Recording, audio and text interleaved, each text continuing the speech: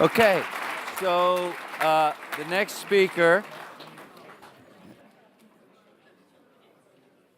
is Cameron Molberg. And Cameron serves on the Standards Board of the Real Organic Project, and he is a poultry farmer from Texas. I will say that Cameron was invaluable as we worked on creating animal welfare standards, which we needed to do because the ones on the federal level had been thrown out. And he really has been our guiding expert for poultry and pasture-raised poultry. So please welcome Cameron. Thank you. Good morning. My name is Cameron Molberg, and I'm from Austin, Texas. I've been raising certified organic poultry for over 10 years, and I've enjoyed gardening and cooking my entire life. It was my grandparents who largely inspired me to pursue this path in the organic food and farm movement. They were of modest means. My grandfather was at first a tenant farmer and then a carpenter. He literally built the home in which he and my grandmother raised 5 children.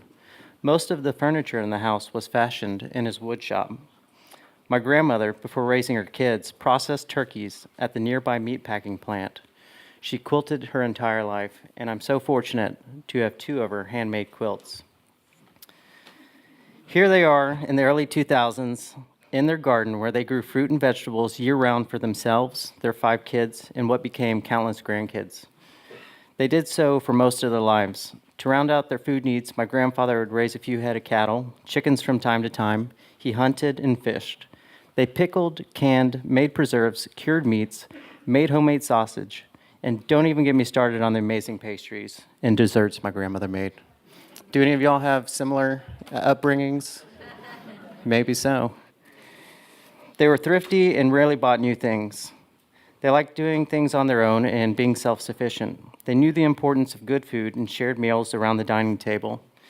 And did I mention they did it all without the use of synthetic chemicals? They were doing it the real organic way.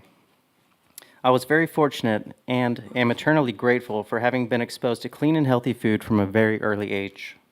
I guess I can't complain about the thousands of organic weeds I had to pull when growing up and visiting them in the summer. I guess it's a trade-off. It's worth it. These qualities stuck with me, and they stuck with my parents too. Growing up, we always had a garden in the backyard, albeit smaller than the one my grandparents maintained.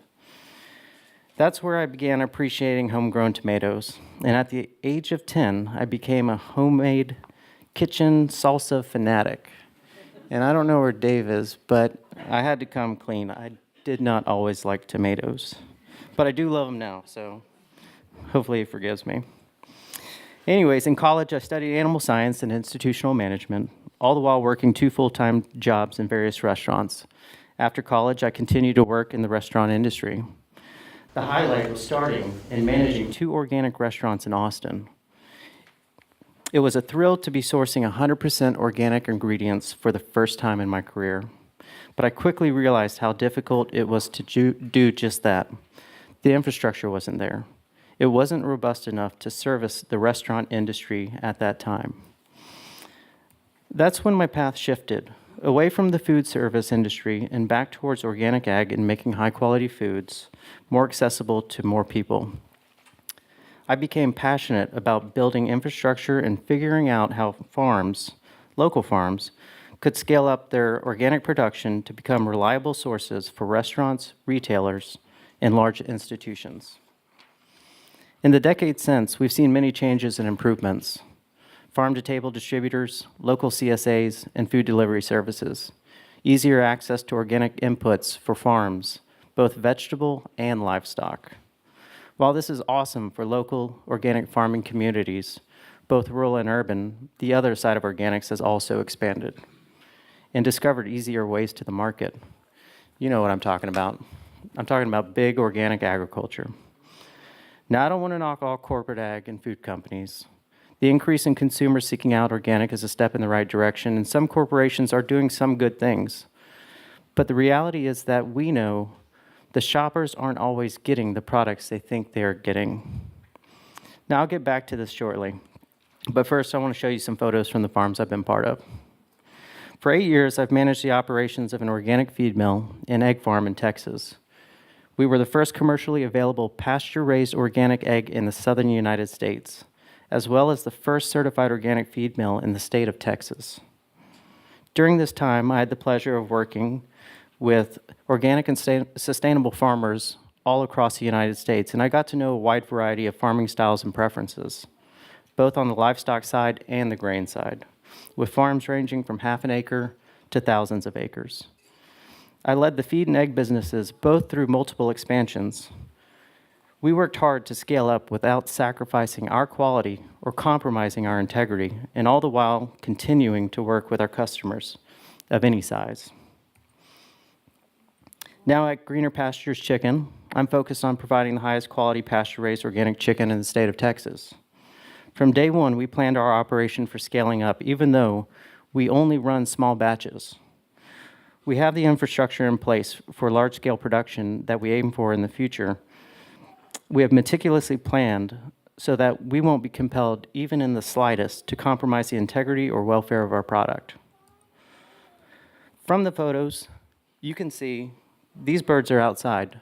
They're in the sunshine, and they're able to exhibit natural behaviors. We provide ergonomic perches and roosts, bales of hay, vegetative cover, external shade structures, feed and water outside of the coop, doors large enough that the birds feel safe when venturing into the pasture, and much more. Providing these enrichments is absolutely critical to producing a high-quality product. Every detail counts, and I believe the real organic farmer recognizes the importance of these features because we work with nature, not against it. Most organic consumers would assume this is how the products they purchase at the grocery store are produced and raised. But that's not always the case. And we all know label artwork, farming ads, and rural-sounding brand names don't always match up once you start digging a little deeper. I'm sure if you're sitting in this room at this meaningful event, you probably know a thing or two about the difference between real organic farms and farms, or rather factories that meet only the lowest standard, the minimum requirements of organic certification. I like to call those operations organic by default.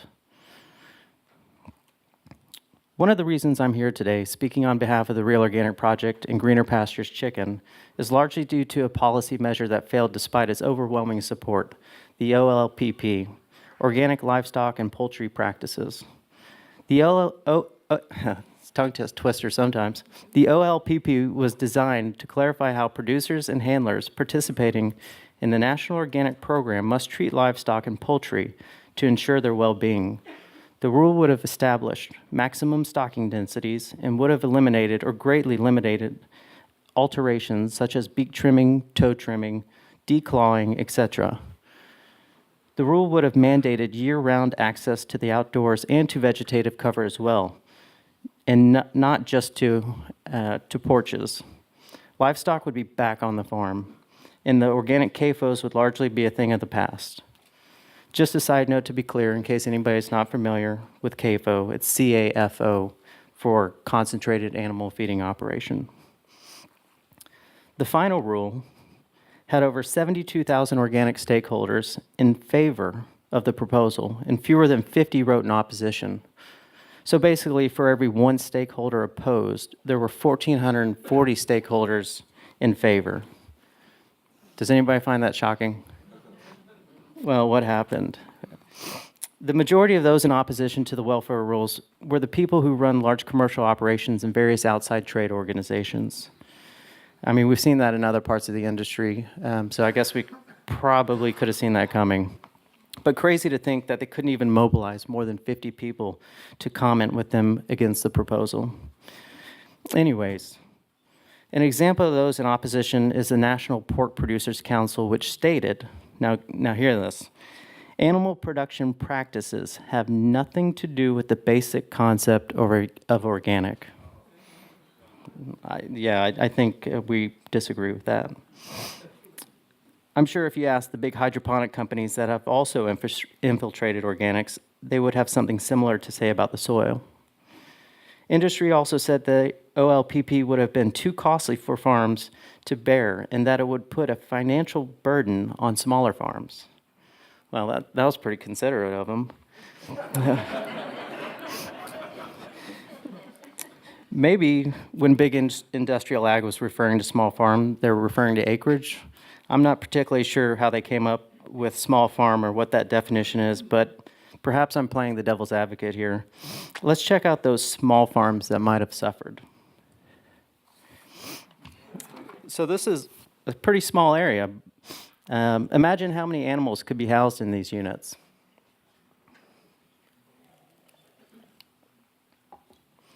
Each one of these houses easily holds over 100,000 animals per structure, likely more.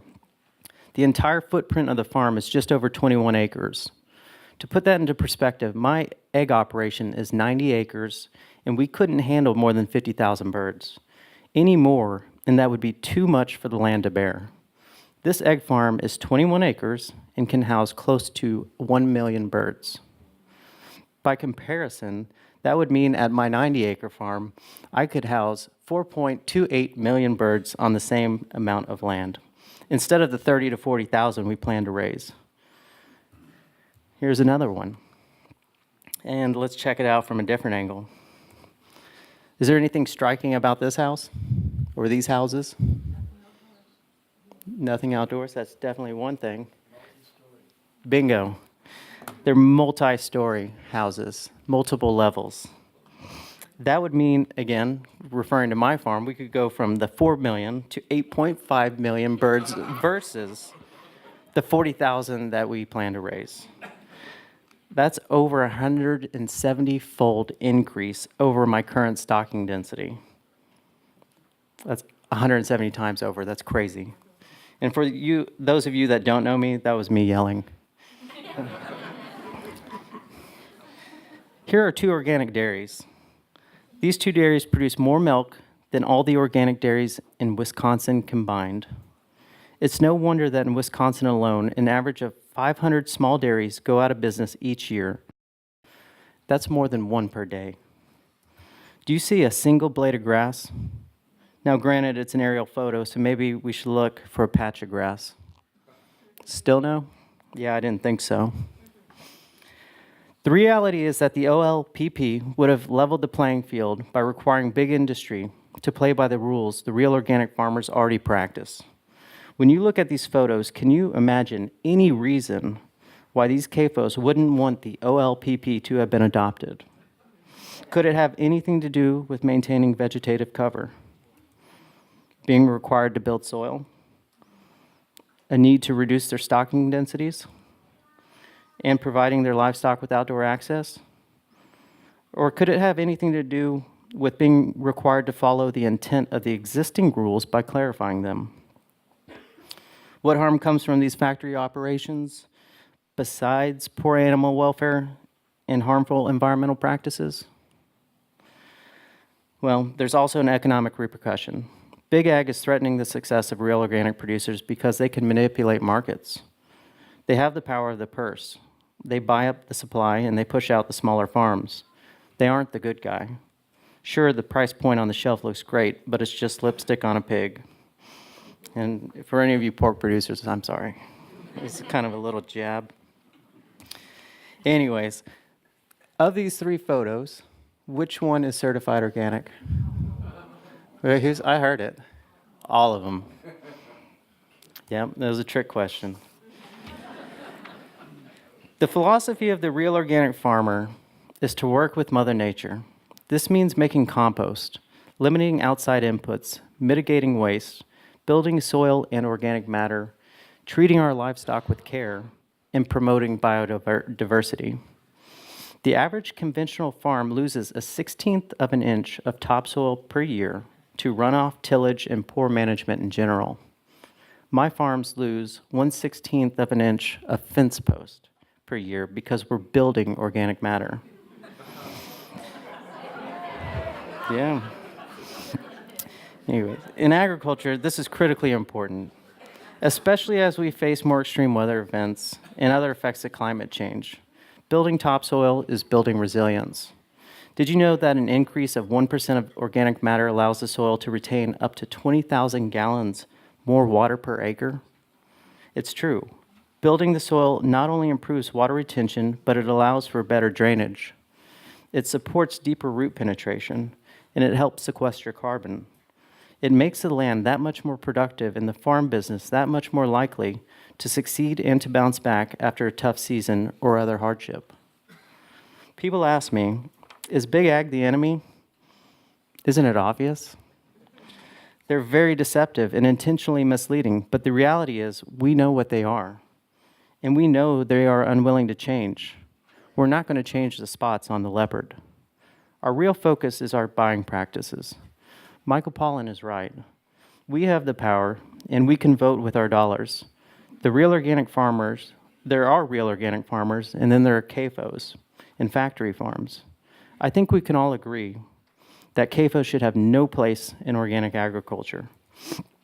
By getting to know your farmers, by purchasing local and supporting your farmers, you, your neighbors, your friends, your families, you can be the hero. You can level the playing field. You can move agriculture to greener pastures. And in doing so, you can be compelled, like I am, to join this critically important real organic movement. Thank you.